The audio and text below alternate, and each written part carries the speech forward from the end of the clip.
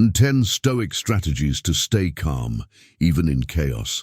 Calm is not a reward, it's a choice. There are moments when everything inside us feels like it's about to implode, while the world outside demands composure, and maybe no one sees it, no one notices the weight you carry in silence. No one knows that inside you're trying not to collapse, trying to hold on to a dignity no one acknowledges, trying not to scream in the midst of a chaos that only seems to grow. There are days like that when even breathing hurts, and yet you go on. Maybe you're going through that right now, a phase where life seems to have pressed every button at once. Your heart is tired, your mind restless, and no matter how hard you try to stay balanced, everything seems to push you off center, as if peace were impossible in the middle of the storm. But what if I told you that the calm you seek doesn't depend on what's happening out there? What if that serenity, which feels so unreachable, is already within you, just waiting to be chosen? Seneca once wrote, "Nothing is more miserable than a man who worries about the future." That's what anxiety does. It robs us of clarity. It creates an internal storm, even when everything on the outside appears calm. The mind drifts to scenarios that haven't happened yet. The heart shrinks in fear of things that may not even be real. And the body, it feels all of it as if it were happening now. Living like this is exhausting. Marcus Aurelius, in his steady and quiet wisdom, reminded us, "You have power over your mind, not outside events. Realize this, and you will find strength." Perhaps that's the key. The strength you're searching for isn't about controlling the world. It's about learning to respond to it from another vibration, another frequency, a different gaze. In this video, I want to offer you something different, not a shallow list of tips to calm down, but 10 Stoic lessons practiced by those who learned to walk through pain without losing their center. Stoic lessons, deep, applicable, human. Lessons that don't deny pain but show how it's possible not to get lost in it. You don't need to hide from life to find peace, but maybe you need to stop reacting like before. Because the serenity you deserve isn't the absence of struggle, but mastery over yourself. If this message has already stirred something within you, if your search for clarity and quiet strength makes sense, consider subscribing to the channel, liking the video, and turning on notifications. It allows us to continue walking together on this journey of reconstruction, where every word is a point of light along the way. Because even in the middle of the storm, it's possible to remain whole. And that calm that feels so far away right now might begin with a choice to not lose yourself, to not react, to breathe, to come back to yourself. Strategy 1. Don't get caught in someone else's emotional storm. Not every pain that reaches you was born in you. Some pains come from others, but wear your body as if they were yours. There are storms summoned in the soul of the person next to you, trying to invade your world with the weight of guilt that isn't yours, with anger that doesn't belong to you, with anxiety you never asked to feel. Maybe you've already noticed it, that strange sensation of feeling at peace, and then suddenly, after a conversation, a look, or someone's presence, something inside you begins to stir, as if you had absorbed a hurricane without realizing it. This is not your weakness. It's the natural functioning of a brain equipped with mirror neurons, structures that unconsciously reflect the emotional state of others. A mechanism of empathy that can also become a channel of emotional contamination when there's no awareness. Stoicism teaches us to draw invisible but real boundaries. There is the other's field, and there is your own, an internal space where the outside world cannot enter without your permission. Learning to honor this space is an act of self-care, of emotional sovereignty. Some may confuse this with coldness, but it's not. It's clarity, because not everyone who is next to you wants to be saved. And you need to know, don't drown trying to rescue someone who refuses to swim. Many times, when you dive into someone else's despair, you also lose your breath, and in the end, no one is saved. So when everything around you seems to be screaming, choose inner silence as your shield. Breathe deeply, withdraw into yourself. Observe without absorbing, love without carrying. Be present but remain whole. Stoic calm begins with this silent gesture of not allowing the external world to govern your internal world. Chaos may visit, but it doesn't have to live in you. Strategy 2. Anticipated pain is suffering times 2. There is a kind of anguish that doesn't come from what we are living, but from what hasn't even happened yet. It's a pain that lives in the imagination, fueled by future fears, by scenarios we build in our minds, as if tomorrow had already defeated us today. And that's where the most cruel kind of suffering is born, the one you feel for something that is not even real. Seneca wrote, with the lucidity that crosses centuries, we suffer more in imagination than in reality, and neuroscience confirms it. When we anticipate a loss, failure, or rejection, the brain activates the same areas as if those things were really happening. In other words, you feel as if you're living the pain, even though it's just a thought. That's how many people become emotionally ill, not because of what happens, but because of what they project might happen. They live on alert, in constant tension, trying to protect themselves from something that may never come. And in this silent effort, they lose the now. They drift away from the present, from peace, from life. Stoic wisdom invites us to return to the grounding point, the anchor, the conscious choice to remain in the present moment. Because when you anchor your heart in the now, the winds of uncertainty can no longer drag you. Visualize this, a boat tied firmly to the ocean floor. The waves come, the wind blows, but it's not carried away because it's anchored. That's also the mind that has learned not to live what hasn't arrived yet. And maybe right now you realize you've already suffered so much for future pains that you forgot the quiet beauty of what exists now. Breathe, feel your body, listen to the sounds around you. You are here, and here, everything is still open. There is still possibility, there is still peace. Stoic serenity is born when we choose to stop living ahead of time things that may never come. Strategy 3. Breathe before you respond. Not everything that comes to you requires an immediate response. Life often pushes us into impulsive reactions, as if we were constantly on high alert. A harsh comment, difficult news, a gesture that wounds, and the body already prepares to retaliate, to attack, to defend itself. But the Stoic, contrary to popular belief, is not someone cold. They are someone clear-headed. And clarity begins with the pause. That pause that lasts only a few seconds, but changes everything. Because between the stimulus and the response, there is a space. And in that space lives your freedom to choose. Neuroscience calls this emotional self-control. When you breathe before reacting, your body lowers cortisol levels, the stress hormone, and activates the prefrontal cortex, the part of the brain responsible for conscious decision-making. This means that breathing is more than air. It is direction. It is power. Think of it this way: 3 seconds, 3 layers. Breathe, feel, decide. This simple practice has the power to prevent you from saying what you would later regret, from making decisions driven by fear, anger, or insecurity, from feeding a pain when you could simply let it pass. Breathing is a bridge between chaos and consciousness, and the more you choose to cross it, the less of a hostage you become to what happens around you. It's not about not feeling, it's about feeling and still choosing with presence. Because sometimes what seems urgent is just an invitation to your old pattern of reactivity, but you are no longer someone who needs to react to everything. You can breathe, you can choose, you can pause, and in that simple gesture, find your silent strength. Strategy 4. Not everything that provokes you deserves your energy. There's an almost invisible tendency to believe that everything that touches us must be answered, as if the simple fact that something bothers us is reason enough to react. But what Stoicism shows us is that not everything that touches us defines us, and not everything that provokes deserves a response. How many times have you wasted your energy trying to prove something to someone who never wanted to understand? How many times did you respond to provocations that only existed to rob you of your peace?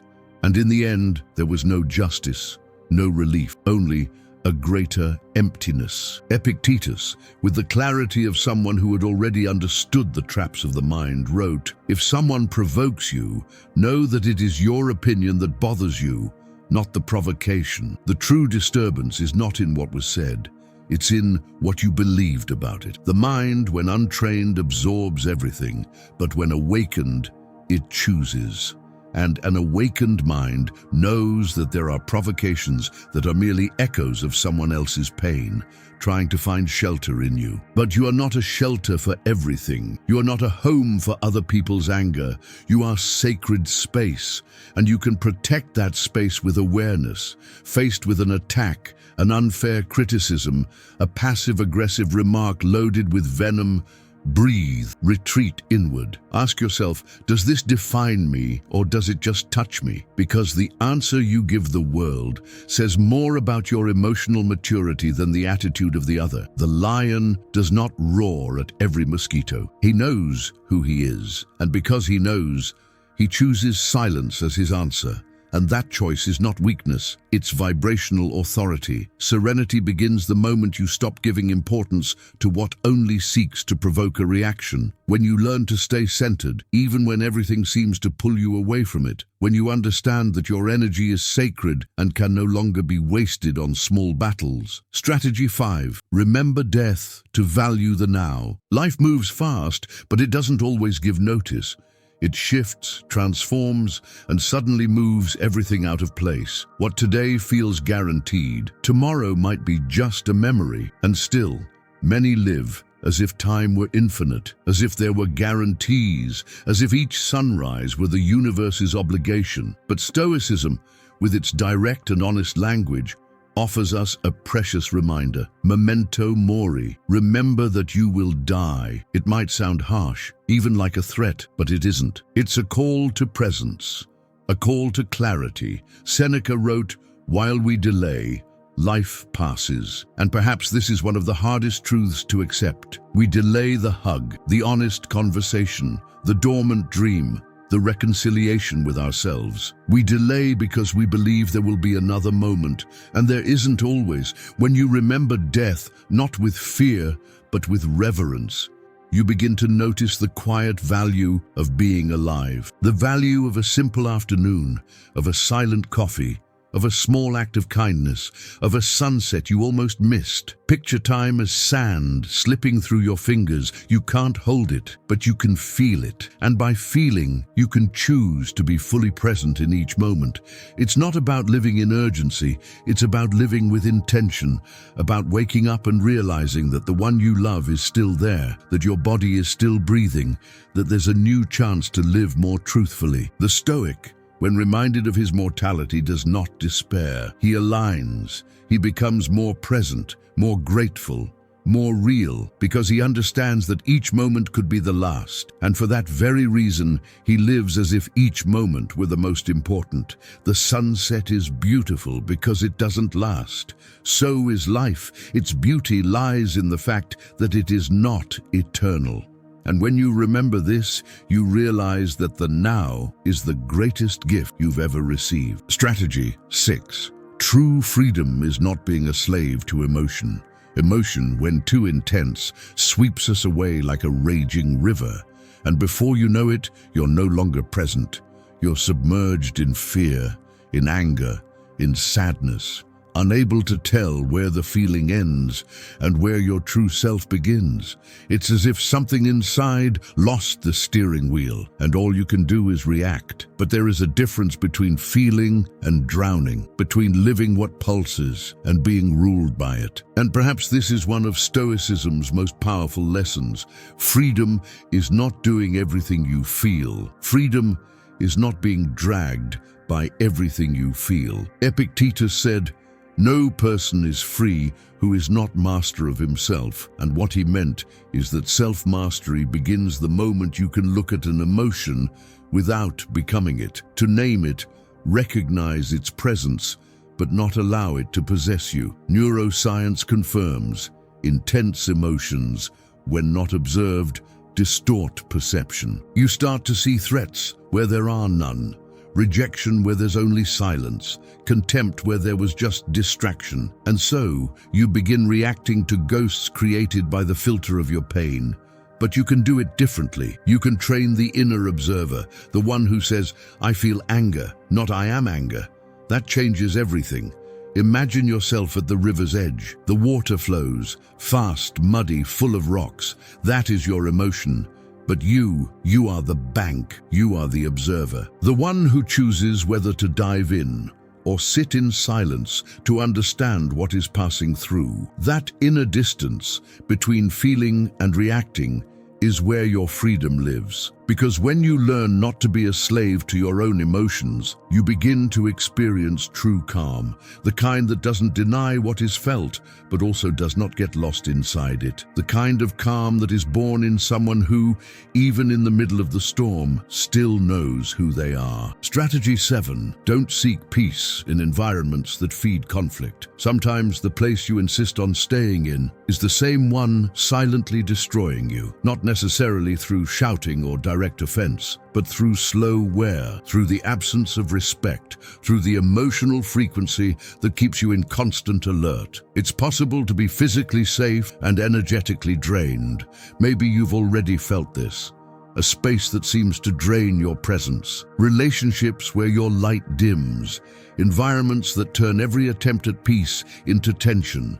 And still, you stay because you've learned to endure, because you don't want to seem ungrateful, because you're afraid of quitting and being judged. But Stoicism is not about enduring everything. It's about discernment, and discernment means recognizing where your energy is being drained and where it's being welcomed. Environments have vibration. People carry emotional states that affect us more than we realize. Quantum physics and emotional neuroscience now recognize the impact of the field around us on our internal state. Your mind may be strong, but if the field around you is in constant war, it becomes harder and harder to maintain peace. So, it's wise to revisit the places where you've been investing your presence, to reevaluate the ties that keep you in cycles of exhaustion. Maybe you're trying to heal in the very place where you got hurt. Maybe you're seeking balance in a field that vibrates instability. Repositioning is not lack of love.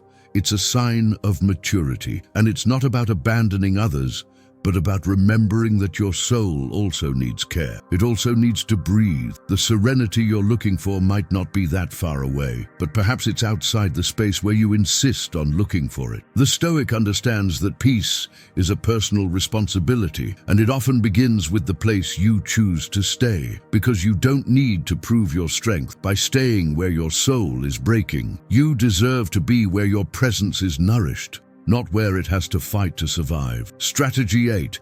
Turn adversity into emotional training. There are moments when life seems to challenge every part of your inner structure, as if it wants to test how much you can endure, as if it's asking whether you'll keep going, even when everything inside you wants to stop.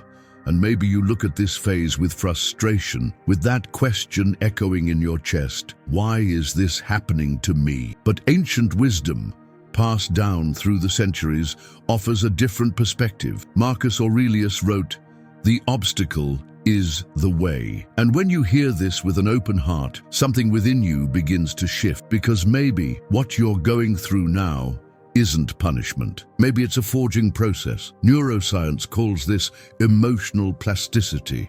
The brain reshapes itself through experience. Every pain, every frustration, every loss, all of it can become raw material for building a strength that didn't exist before. It's not about romanticizing suffering. It's about recognizing that even without wanting to, suffering can refine something essential. Picture a sword. It isn't born ready. It requires extreme heat, pressure, fire. Only after all that does it gain form, strength, sharpness. The human soul is the same. It is strengthened through the journey, through silent resistance, through the daily choice not to give up. The Stoic looks at adversity and asks, "What is this pain trying to teach me?" And in doing so, they turn what was once a burden into wisdom. They turn what was a wound into direction. You may not control what's happening, but you can choose what it will mean. You can choose not to leave it unchanged. You can choose to grow internally, even when everything on the outside seems to collapse. Because in the end, it's not about avoiding the storm. It's about training your spirit to dance with it, with steadiness, with presence, with a strength that isn't learned on easy days, a strength that is born only when the world collapses, but you remain whole. Strategy 9. Use silence as a higher response. There's a kind of silence that isn't absence, it's elevated presence, a silence that isn't escape, but choice, that isn't emptiness, but fullness. And perhaps, among all the ways of responding to life, this is one of the most powerful, because silence doesn't just say what needs to be said, it reveals what words can't reach. How many times have you wanted to justify, explain, prove a point, only to feel even more drained? How many times have you entered battles that ended without winners, only with more wounded hearts and tired minds? And in the end, you realized silence would have been the better choice. Seneca wrote, "Often silence is the best answer," and there's deep wisdom in that. Silence is not passivity, it is self-control, inner mastery. It's the recognition that not everything deserves your voice, your defense, your explanation. Science shows that when you intentionally choose silence, your body enters a state of presence. Adrenaline dissolves, the mind gains clarity, the heart breathes, and then you realize that not every confrontation needs your energy. Some battles are won by not entering them at all. Stoicism invites us to practice active silence, an inner state where even hearing provocation, criticism, judgment, you remain. You listen, you feel, and you choose what to carry, because now you know silence is also a response, and sometimes it's the highest one. Picture a mountain. It doesn't need to prove its height. It doesn't justify itself with every thunder. It simply exists, majestic, firm, present. That's what a being who has learned the value of silence is like. They don't compete. They don't retaliate. They don't exhaust themselves. They know their worth isn't in what shouts, but in what endures. And maybe in this moment, this is your lesson, to understand that silence isn't weakness. Often, silence is protection, and no external victory is worth more than that. True strength is knowing when silence has already said it all. Strategy 10. Cultivate an inviolable inner refuge. There is a place that no chaos can reach, a space that doesn't depend on circumstances or anyone's validation. A silent, deep, sacred territory inside you. The Stoic understands that without this inner refuge, life will always feel unstable because it will always depend on what's happening outside. Maybe you're tired of trying to control your environment, other people, the world, tired of adjusting everything around you to feel some level of peace. But eventually, that pursuit reveals itself to be useless because everything outside changes. And if your peace depends on that, it will always be fragile. Stoicism offers a different path. Build your citadel within yourself. Epictetus said, "Build your citadel inside yourself." And that citadel is not a castle of denial, it's a temple of presence, a mental and spiritual space you can return to whenever the world confuses, pressures, or wounds you. Visualize this place now, a silent temple within you, a space where no one enters uninvited, where your truth rests, where your calm breathes, where your essence remains untouched even when everything around you falls apart. With daily practice, this image becomes more than imagination. It becomes presence, posture, strength, and in time, you no longer just visualize this refuge, you begin to live from it. Just like a lighthouse doesn't wait for the sea to calm to shine, you can also learn to keep your light on in the midst of waves. The stability you seek doesn't lie in external control. It lies in internal construction, because when your temple is real, the world may scream, but you remain at peace. That's the heart of Stoic calm. Not denying the world, but remembering that your true home was never outside. Stoic calm is a state of alignment, not absence. There comes a moment when you stop looking for answers out there. A moment when the soul, already tired of so much noise, starts to realize that true peace never depended on the silence of the world, but on the silence we manage to cultivate within. Serenity is not the absence of problems, nor the end of pain. It's the presence of such deep alignment that nothing can pull us away from ourselves. Seneca, with the wisdom of someone who faced crises and uncertainties within his own soul, wrote, "Perfect calm does not come from the absence of pain, but from mastery over it." And Marcus Aurelius added, "The soul remains calm when it does not desire what is beyond its control."